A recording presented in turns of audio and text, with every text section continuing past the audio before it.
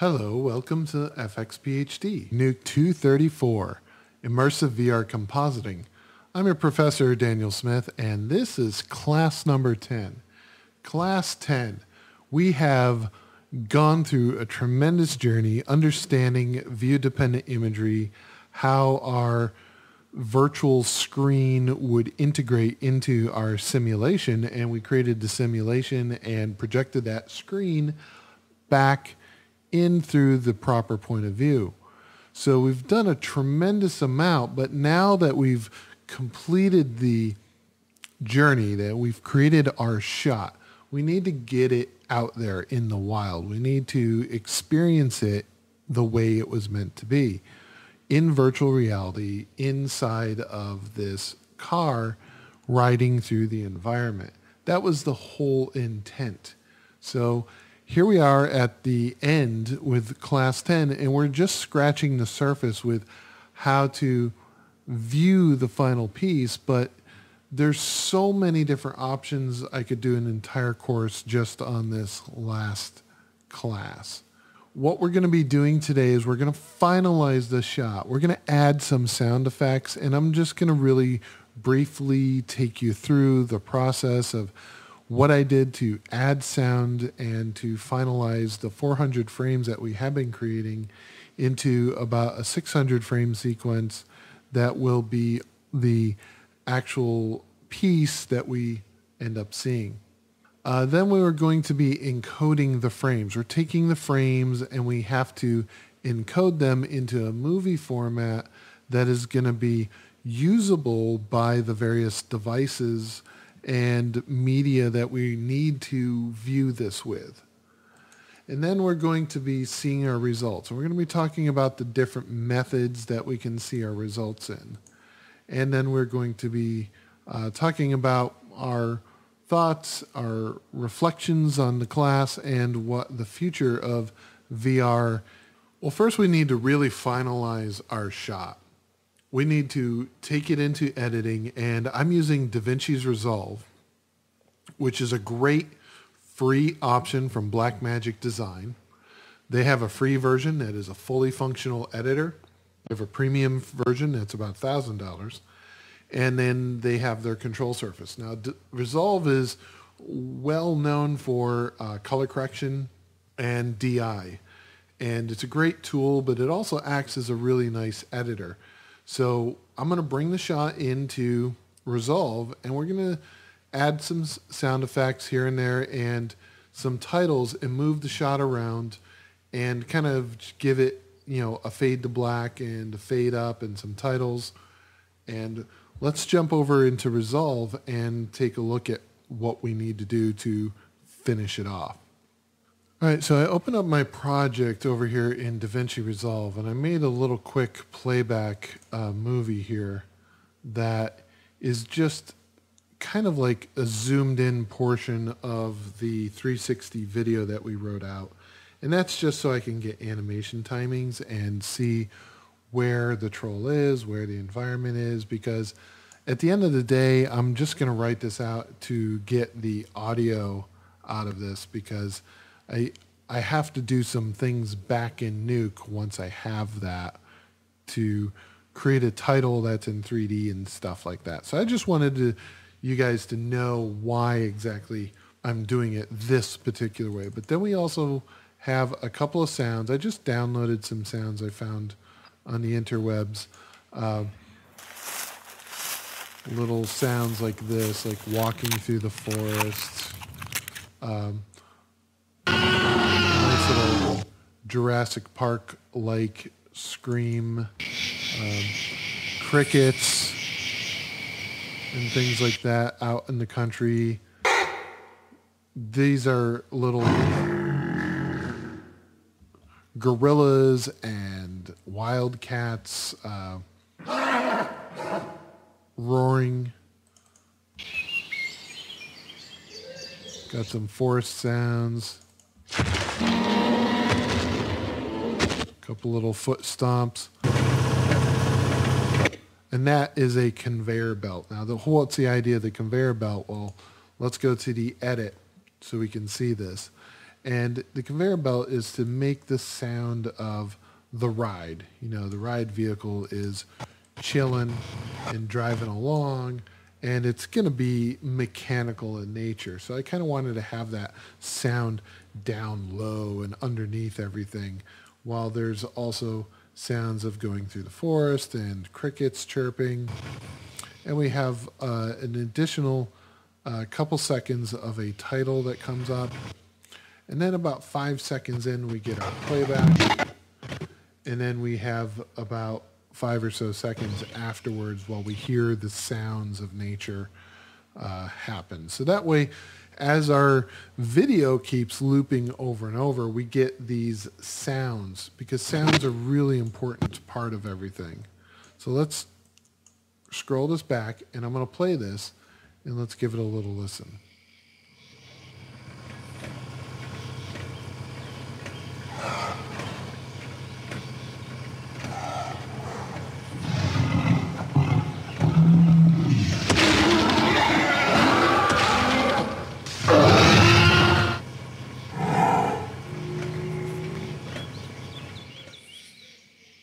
And cool.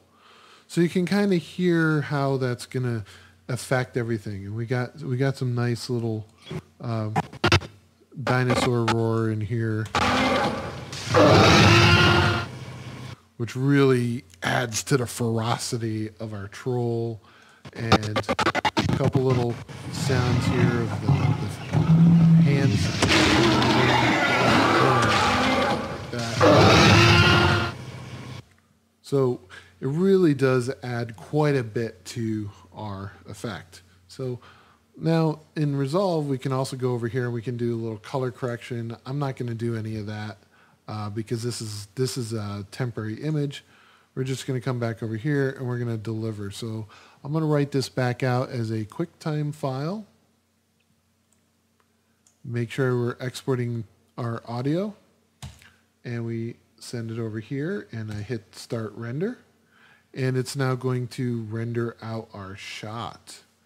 And what I'm going to do is I'm going to then get the audio extracted out of there, because there we go, and we're almost done, and we're going to get the audio to come out the other side. Awesome.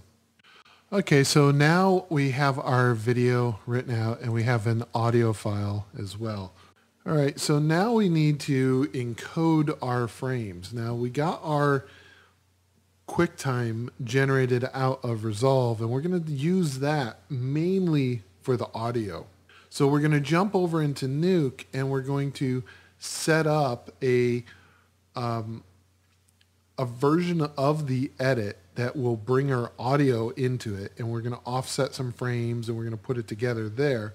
But we're also going to talk about the proper resolution for our VR, as well as different encoding software that we can utilize. And let's close that out, and I want to take you to a website.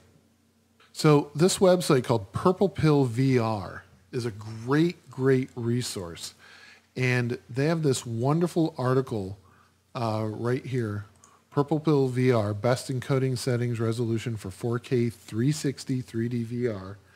And they go through a lot of the stuff that I went through in development for this course of what is the good setting for playback.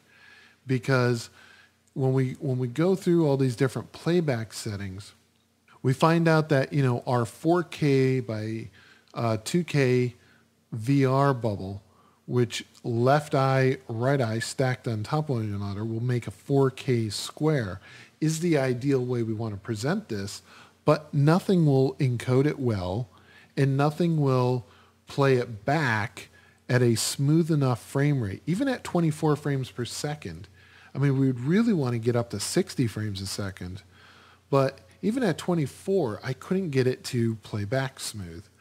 So the thing is we arrived at a resolution of 3840 by 2160, and that's what like YouTube and Video and a lot of online streaming services are really set up to deliver right now at for 4K is this resolution right here, 3840 by 2160.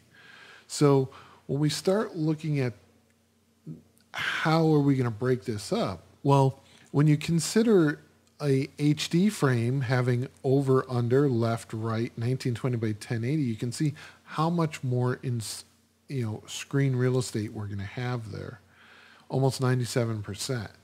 So this is a great article, and I highly recommend you read through it. It has a lot of really great stuff, but also it has, Purple Pill has come up with its own VR encoder, which you can download for free from their website, which is basically FFmpeg, open source encoding software with a bat file front end done in Python.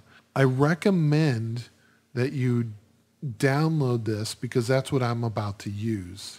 Okay, so let's take a look at that next. And right here, VR encoder by Purple Pill, and you can see that it's basically going to do these outputs. And we have an Oculus Rift setup, Samsung Gear VR setup, Android, iOS, and YouTube, and a high-quality H.265, which is something that a bunch of VR companies are starting to push.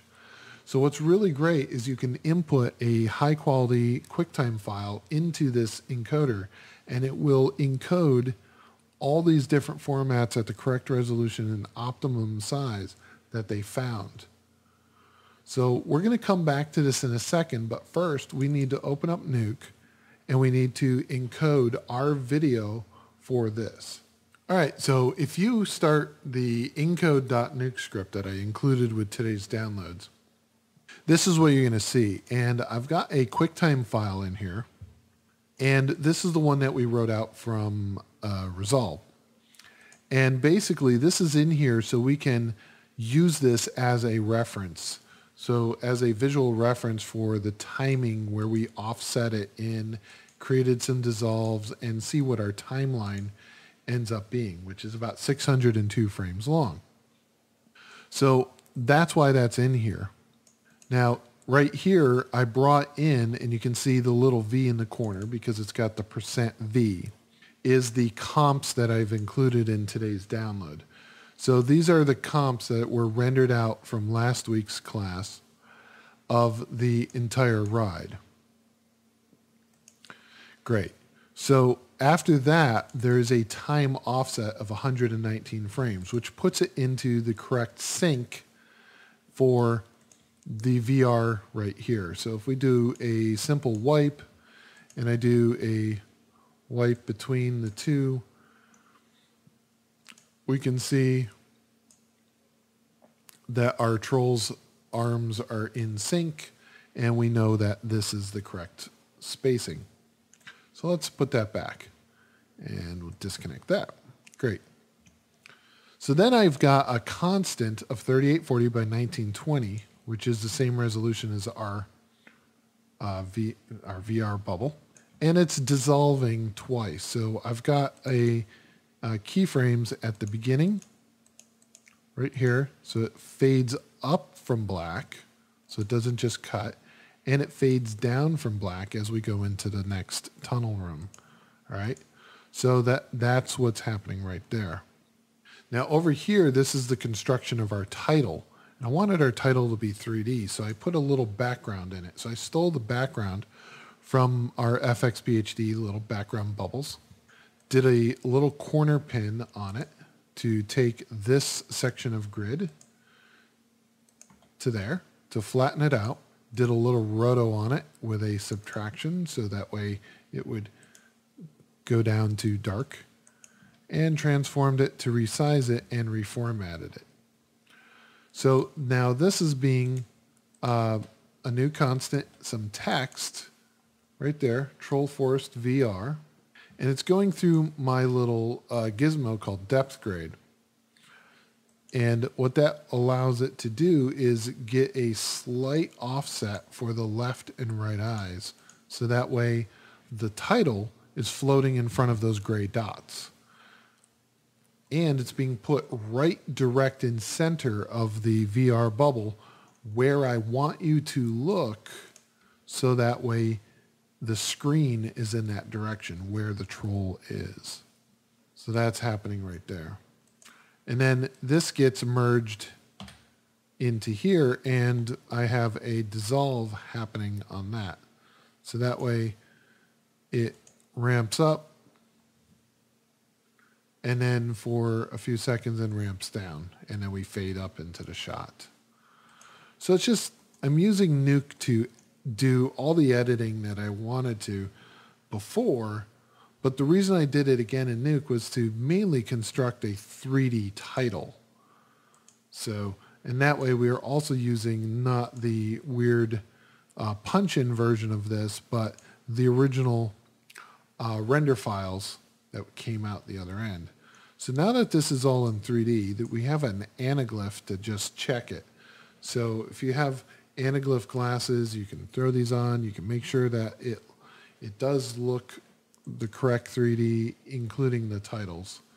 So now here's where the magic comes in, where we learned about over at Purple Pill, which is the format, and I put it into Nuke as VR Squish, 3840 by 1080. So that's half the resolution, and it's set to distort. So the image is being squished vertically. So that way, when we put a Nuke node of side by side right here, and we tell it to output on top of one another, vertical, and you can see it says view 1 is left, view 2 is right, and we can swap those like that. Now, it's very critically important that now this is a 3840 by 2160 format.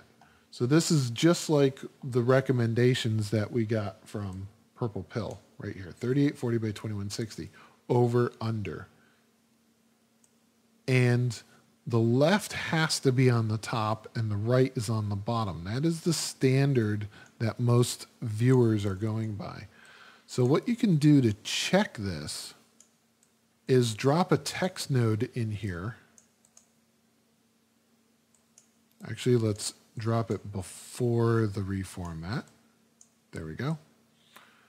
And what I've done is I've put bracket view close bracket in there. And what that'll do is it'll put the word right and left in the proper place. So if we go to that side by side and we do a swap, you can see right is on top, left is on bottom. Make sure left is on top. That's really critically important. Let's turn that back off. Right, so now finally we're at the right node. Let's set our path and set this to QuickTime Movie, and I want you to use the codec Apple ProRes 444. That's the high quality Apple ProRes, 24 frames per second, and then audio file, this is where you connect the audio file that we wrote out. There it is, all right? And then we're gonna hit render.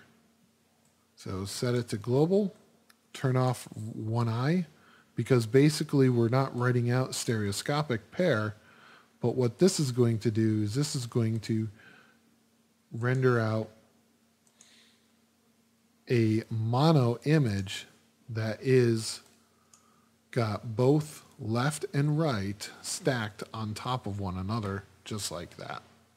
So it'll be a few minutes to do this, but this way we will have everything written out in a super high quality ProRes format.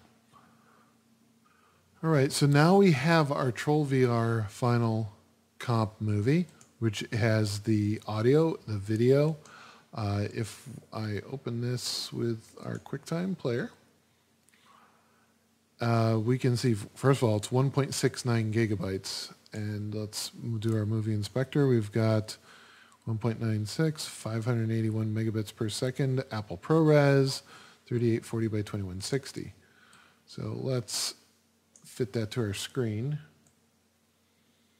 And as we scrub through, you can see we've got a good high quality video with left on top, right on bottom. If we hit play, we should have audio. Yes, we do. So now 1.6 gigabytes is not a good file format. What we need to do is take this super high quality uncompressed ProRes file, and we need to use our encoder to create our Oculus, Gear VR, Cardboard, and YouTube links. Now, if you're doing iOS, I would recommend doing this as well. I have an Android phone, so I'm going to keep that to there. So choose input directory. What we need to do is we need to choose the directory where the movie is kept, and then we choose a directory where we're going to output, which will be our desktop. And I hit start encoding, and it's that simple. And immediately you can see that there's files popping up, right? So I'm going to fast forward and go to when we have all our files done. So we have all our files done. We have our Android, Oculus, YouTube, and a Gear VR file. Now that we have it all encoded, we need to see our results. We're going to be using mainly video-based services, and we're going to be, we got a Oculus encode, which we can play on our desktop, and we're going to use a program called Colorize to feed it directly into the Oculus. But we also have our internet-based services, YouTube and Viridio, that we'll be talking about, as well as different other programs that can help us visualize what we did. But we also want to talk about our display devices and how we can see it. And we have a couple of different options. All right, in order to see our stuff and distribute it, we need to use one of the video-based services like YouTube 360 or Viridio. And we're going to go through the process of uploading those to 360 and Viridio and get it going. Both of these have apps for your phone and tablet that you can download and install, as well as Colorize. Colorize also comes with an app. And let's go check out these 3 different sites and upload or download the necessary software to get everything going here. Let's pull over our area here, and what we're going to do is we're going to go to Viridio. Viridio is a website that specializes in VR videos. And the quality is not amazing, but it works. So I'm going to hit upload video once you have an account. And I'm going to use the YouTube version. And once that, we can see that is starting to upload. We're going to put it on public. We're going to give it a title, Troll VR 360. And we're going to come down here and we're going to find that it is a equirectangular spherical projection. You can use cylinder, fisheye, equirectangular, full dome, and sphere, but this is the correct category for ours. 3D. This is top, bottom, left video on top. Notice there's not an option for right video on top, so we save that. And we'll put this in a animation category. Great. So that is uploading right now. So we'll let that go. And now we're going to go over to YouTube. Now YouTube does not have options to say, hey, my video's in 3D and things like that. What you need to do is you actually need to go to a special site. Terrific. But what it is upload 360-degree videos. In this web page, there is a very critical app right here. Download the 360 video metadata app for Mac or Windows. This is critically important because YouTube will not understand what to do with the video if you just upload it. But if you download this file right here, 360 Video Metadata Tool, and double click it, and run this file, what it's going to do is it's going to inject the metadata into the QuickTime file or the MP4 file and tell it that it's a 360 video and that it's 3D. And select the YouTube version. And we want to select spherical. And now that it says spherical, we want to say top, bottom 3D. Just check both of those. And then save as. And we're going to save it as, you can see it does underscore injected. So hit save and then quit. Now we have a new injected file. And that is what we're going to upload to YouTube. Great. So now we just wait for these to upload. And when YouTube first uploads it, it won't understand what it is. And it will, as it processes the video, and it will notify you that it is now available for viewing. And once it's available for viewing, it will show up correctly as 3D and as a spherical projection. Alrighty, it looks like our video is now done processing. You can see that it shows it as a over under, and we're going to hit publish. And let's go to the video. There we go. So now it is on YouTube. Yay. Okay. So you see how it's not quite ready yet? That YouTube doesn't quite understand that it's 3D. This will come back in later. So maybe we'll come back to this after we do a couple other things. But one thing we want to do is, see, it doesn't even know that it's a larger quality yet. So let's jump over to, here we go, Viridio. Says, congratulations, your video is good to go. Let's hit publish. And there we go. And now it's up here. Should be able to hit play.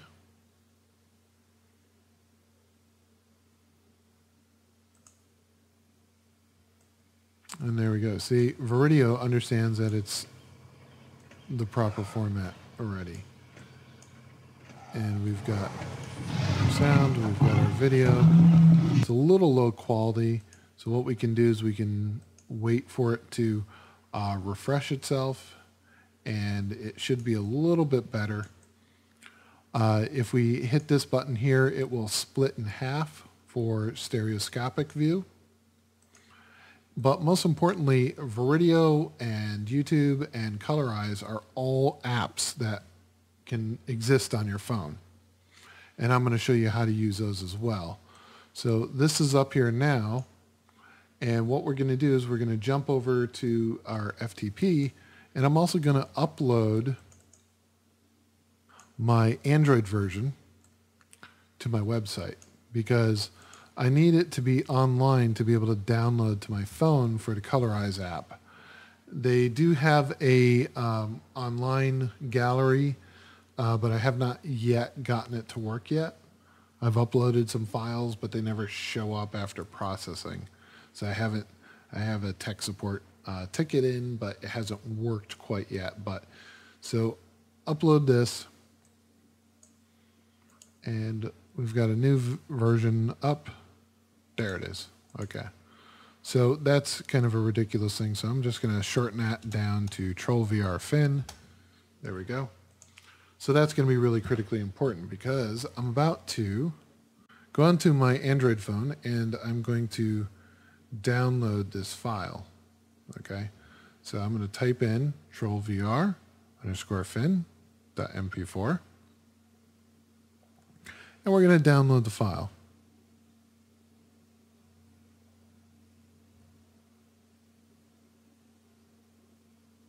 Sweet.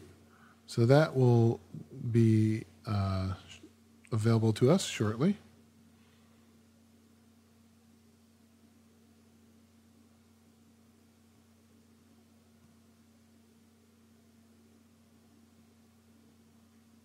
And as you can see, it is now playing on my phone. We can also jump over to Video. We can take a look at what they have there. So let's jump into Video.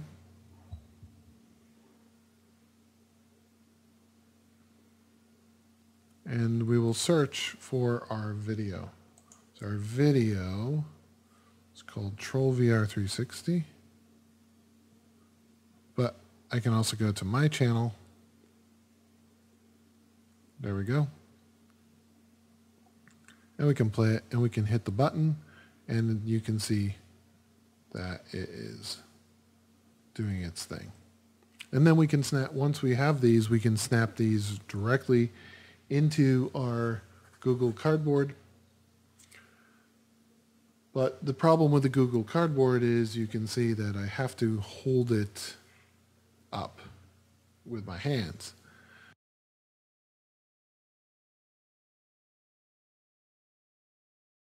Or we can snap it into the plastic head-mounted things.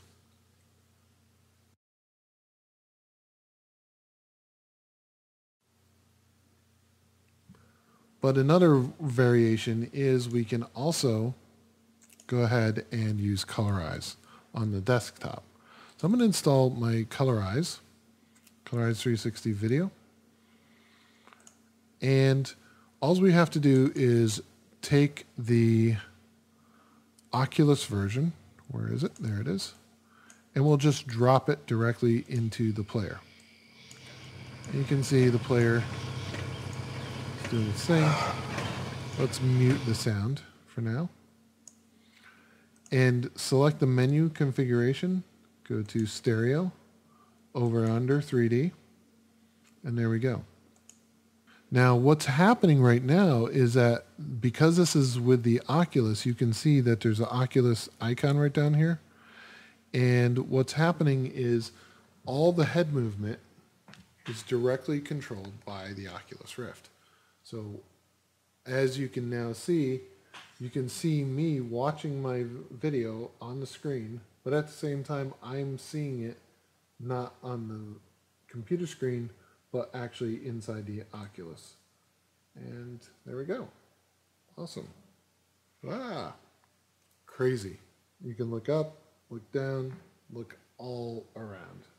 So that's really the best experience is with the Oculus. And Colorize can also be used on the phone as well with the cheaper cardboard and the plastic displays as well as the Oculus. So there's a lot of different ways that we can see our content, and it's really, really exciting. Google Cardboard is a great, cheap way to get through these things. Now, if I bring over my web browser, you can go to google.com, get Cardboard, and basically you can find a viewer online that you can order. These are usually like $10 or something like that. And they fold right up. They have the lenses, or you can actually print your own out. You can go on here and you can get the cardboard and you can actually print your own. There's very simple ones. There's more artsy ones. And then we can also go into the plastic ones, which are a bit more expensive. And I have a plastic one that I like to use, which is made by Sunny Peak, but it's very similar to these sorts of ones that you can find on Amazon. And there's a lot of different options, but all of these use the option of finding your phone as the display device or the head-mounted display device as the hardware. Now, the one that's a bit fancier is Gear VR. And Gear VR is made by Samsung in conjunction with Oculus. And they're going down a different road of being able to use Oculus head tracking algorithms inside of the software that is running directly on your Samsung phone. And it makes it really easy to just snap your phone into the device and put it up there. And then we also have the far more expensive devices such as the Oculus and the Vive. And both of these are about anywhere from about $600 to $800. And those have their own built-in screens. Colorize is a wonderful app that works on tablets, on your PC, both Mac and so we've got desktop, we've got mobiles and tablets, and yeah, we've also got Windows and Mac, and coming soon for Linux. It's a great little app, and it's completely free, and it will work with stereo 360 and regular 360, mono, and it's a great little app that I want you to download. And yeah, so also seeing our results in Unity, UE4, and CryEngine VR, these applications really will help bridge that gap where the video content right now is very difficult because the resolution isn't high enough for the field of view. And the limitations of the streaming services are that of 4K by 2K. And that is a huge impact on good VR, and especially VR that is in stereo, where 4K by 4K is really the resolution that it should be at, if not larger. So if we had our troll screen and it was just completely video at 4K, say, and everything else was within a game engine, and that was being built and rendered in real time, it would produce a much smoother result. And that's really where this needs to start going. The limitations of VR images are based on currently the resolution and playback of large format. And currently, to get really a 360-degree view, you're really looking at something in the 8K to 9K range in width to get the proper high-definition video playing from your field of view at all angles. And that interplay of bandwidth and frames per second. We did all of our stuff in this class at 24 frames per second, and it really needs to be much higher just because VR really sets the bar at a much higher frame rate. We're looking at 60 to 120 frames per second, and if we can get that out of a game engine a lot easier than we can going through the process of rendering and compositing and doing all this stuff, it's much better. And then with game engines, we also can, with the HTC Vive, they have a interactive tactile controls mechanism where you can feel the interactivity. And that's really where I see it going in the future. This has been a really exciting class, and I'm really thrilled to have brought it to you. The VR ecosystem is just beginning to grow. We're just learning the rules. We're just seeing what is possible out there. And VR is probably going to be here to stay for a long time because it's such an immersive experience. It really does connect with people, and it's really just something, it just really gets under your skin and really gets into the brain, and you really get to experience these things in a whole nother level. And I think we're just beginning to see some of the potential, and there's going to be a lot of pitfalls along the way, and we're developing the language, and it's going to be a whole new language of cinema, film, and interactive entertainment. And I hope to see you along the journey. Thank you so much.